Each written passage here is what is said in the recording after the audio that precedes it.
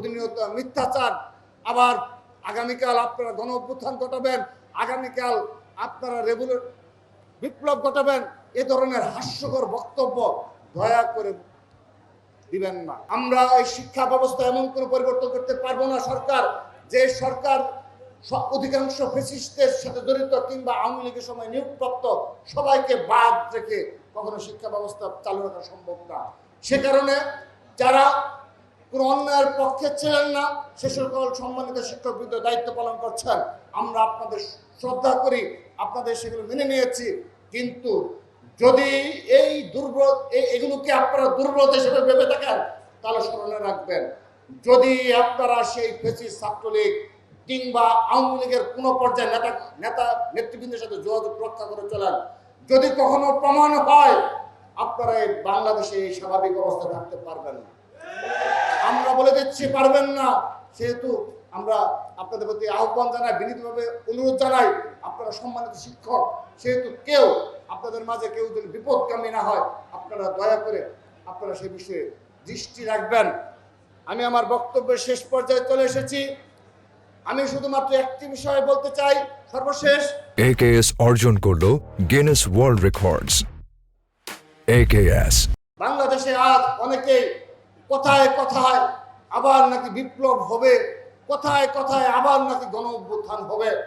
আমি মনে করি এভাবে বক্তব্য রাখা, বিগত 2 বছর আগে আমার যে 1400 ছাত্র জনতা শহীদ হয়েছে, তাদের প্রতি প্রতারণা সামিল বলে আমি মনে করি।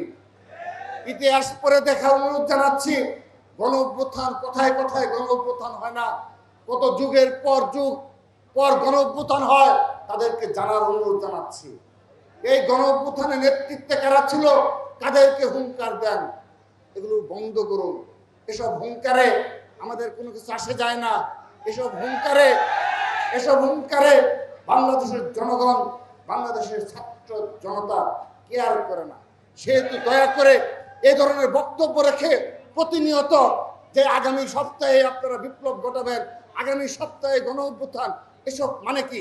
এগুলো তো আপনার প্রকান্তরে খুনি হাসিনা যেভাবে জুলাই আগস্ট গণ অভ্যুত্থান নিয়ে যেভাবে খুনি হাসিনার দূষররা এখনো যেভাবে এই জুলাই আগস্টের গণ অভ্যুত্থানকে তারা বিকৃত করছে, নানাভাবে নানা অশ্লীল বক্তব্য শব্দ চয়নে তারা জুলাই আগস্ট গণ অভ্যুত্থান বিতর্কিত করতে যাচ্ছে।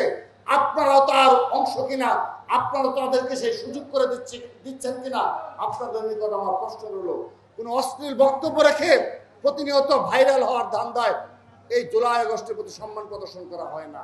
মনে রাখবেন, যদি প্রকৃত অর্থে জুলাই আগস্টের গণ অভ্যুত্থানকে ধারণ করে থাকেন, যদি সত্যিকার অর্থে ক্ষমতালোভী না হয়ে থাকেন, যদি সত্যিকার অর্থে আপনি ফ্যাসিস্ট মানসিকতা হয়ে না থাকেন, তাহলে চলুন আমরা এক এবং ঐক্যবদ্ধভাবে সাম্য মানবিক ভিত্তিক বাংলাদেশ বিনির্মাণে কাঁধে কাঁধ মিলিয়ে লড়াই করি এবং চোখে চোখ রেখে আমরা সমালোচনা করব। কোনো সমস্যা নেই, আপনারা প্রতিনিয়ত সমালোচনা করবেন, কোনো সমস্যা নেই। ভুল ত্রুটির মাধ্যমে ছাত্র জনতা ঐক্যবদ্ধ করবেন, কিন্তু প্রতিনিয়ত মিথ্যাচার, আবার আগামীকাল আপনারা গণ অভ্যুত্থান ঘটাবেন, আগামীকাল আপনারা বিপ্লব ঘটাবেন, এ ধরনের হাস্যকর বক্তব্য দয়া করে দিবেন না।